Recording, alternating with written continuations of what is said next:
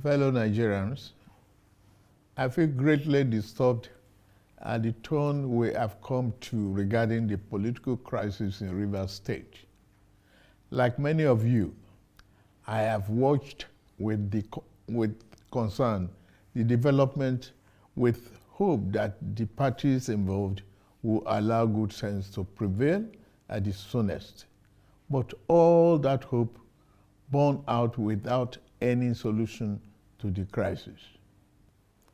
With the crisis persisting, there's no way democratic governance, which we all fought and worked for over the years, can thrive in a way that will redound to the benefit of the good people of the state. The state has been at a standstill since the crisis started, with the good people of the state not being able to have access to the dividend of democracy. Also, it is public knowledge that the governor of Rivers State, for unjustifiable reasons, demolished the House of Assembly of the state as far back as 13th December 2023, and as up till now, 14 months after, now rebuilt the same. I have made personal interventions between the contending parties for a peaceful resolution of this crisis, but my efforts have been largely ignored by the parties to the crisis.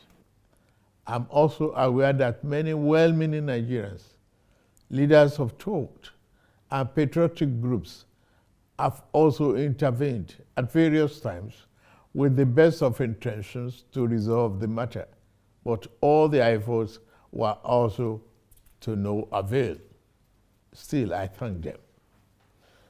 On February 28, 2025, the Supreme Court, in a judgment in respect to all about 8 consolidated appeals concerning the political crisis in Rivers State, based on several grave unconstitutional acts and the disregard of the rule of law that has been committed by the governor of Rivers State, as shown by the evidence before it, pronounced in very clear terms. And I quote, "A government cannot be said to exist without one of the 3 arms that make up of the government of a state under the 1999 Constitution as amended. In this case, the head of the executive arm of the government has chosen to collapse the legislature to enable him to govern without the legislature as a despot. As it is, there is no government in Rivers State," and I quote. The above pronouncement came after a catalogue of judicial findings of constitutional breaches against Governor Siminalayi Fubara. Going forward in their judgment, and having found and held that 27 members of the House who had allegedly deflected, and I quote, "are still valid members of Rivers State House of Assembly and cannot be prevented from participating in proceedings of that House by the 8th respondent, that is the governor, in cohort with 4 members," and unquote. The Supreme Court then made some orders to restore the state to immediate constitutional democracy. These orders include the immediate passing of an appropriation bill by the Rivers State House of Assembly, which up to now has not been facilitated. Some militants had threatened fire and brimstone against their perceived enemies of the governor, who has up to now not disowned them. Apart from that, both the House and the governor have not been able to work together.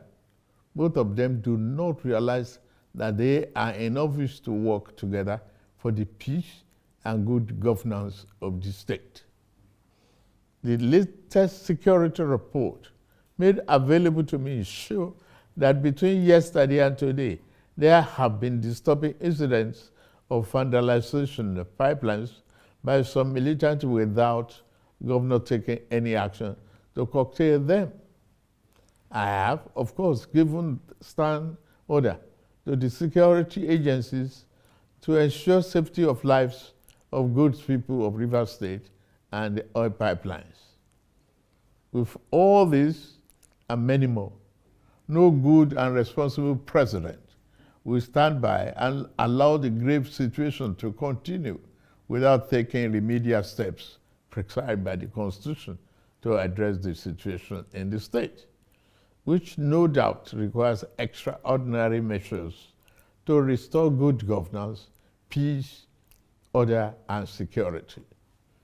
In these circumstances, having soberly reflected on and evaluated the political situation in Rivers State, and the governor and deputy governor of Rivers State, having failed to make a request to me as president to issue this proclamation as required by Section 305, Paragraph 5 of the 1999 Constitution as amended, it has become inevitably compelling for me to invoke the provision of the Section 305 of the Constitution of the Federal Republic of Nigeria, 1999, as amended, to declare a state of emergency in Rivers State with effect from today, 18th March, year 2025, and I so do. By this declaration, the governor of Rivers State, Mr. Similaye Fubara, his deputy, Mrs. Ngozi Odu, and all elected members of the House of Assembly state are hereby suspended for an initial period of 6 months.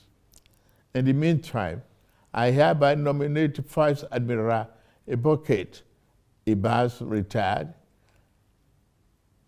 as administrator to take charge of the affairs of the state in the interest of the good people of Rivers State. For the avoidance of doubt, this declaration does not affect the judicial arm of Rivers State, which shall continue to function in accordance with their constitutional mandate. The administrator will not make any new laws. He will, however, be free to formulate regulations and may be found necessary to do his job, but such regulations will need to be considered and approved by the Federal Executive Council and promoted by the President for the state. This declaration has been published in the Federal Gazette, a copy of which has been forwarded to the National Assembly in accordance with the Constitution. It is my fervent hope that this inevitable intervention will help to restore peace and order in Rivers State by awakening all the contenders to the constitutional imperatives, binding on all political players in the Rivers State in particular and Nigeria as a whole. Long live a united, peaceful, secured, and democratic Rivers State in particular, and the Federal Republic of Nigeria as a whole. God bless you all for listening. Thank you.